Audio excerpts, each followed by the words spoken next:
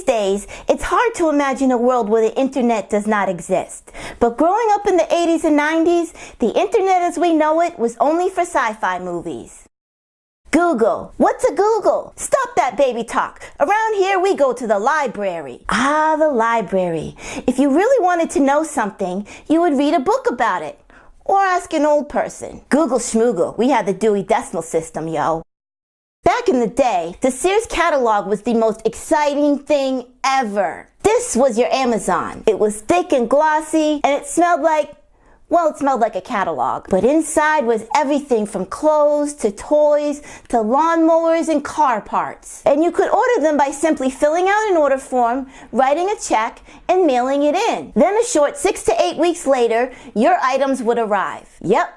Convenience shopping at its slowest. The smartwatch. Back then, making phone calls on your watch only happened on Inspector Gadget, arguably the best cartoon ever. So if we really needed to make a phone call, we used a payphone. Kids, this is a payphone. It's germy, so don't let it touch your face. But if you needed a ride home, you'd put your quarter in the slot and pray someone answered the other line. If you didn't have a quarter, you'd have to make something called a collect call. You dialed 0 and an actual lady would come on and ask how she could help you. A collect call charges the person you're calling a whole lot of money, so this was a last resort. And you better be almost dying to use this feature.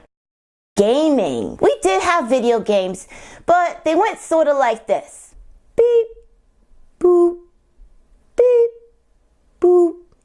It got old quick. So then we'd play Battleship, arguably the best game ever. Okay, probably chess is the best game ever, but I can't keep track of my horsies and pointy guys. Text message. If you wanted to get a message to a friend, you'd write them a note. Then you would fold it like this. Let's see if I can remember. You'd try not to let the teacher catch you because the mean ones would take it and read it to the whole class. So we usually talked in code. Us 80s kids were savvy. Savvy, I like that word. Activity tracker. But Jennifer, how did you keep track of how many steps you took in a day? Do your legs hurt? Then you took enough steps. Sit down.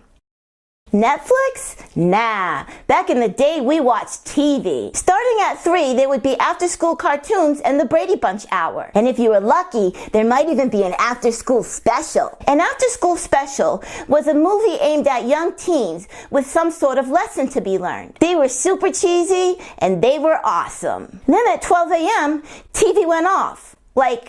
Off. There would be no binge watching. So take yourself to bed, kid. Your day is done. Spotify. Whatify? We had mixtapes. Mixtapes were best made on Sunday mornings during the top 20 countdown. You would patiently wait beside your boombox radio for your favorite songs to come on, then quickly press record when it started. You would repeat this process until you had captured all of your favorites. Mixtapes were made with love, man, and they were the ultimate gift from a friend. But all in all, I love the internet, man, and I really love you too. And if you like this video, consider giving it a thumbs up and sharing it with a friend. This is Jen Adventures TV, and I'll see you another day with another video. Okay, bye. Savvy.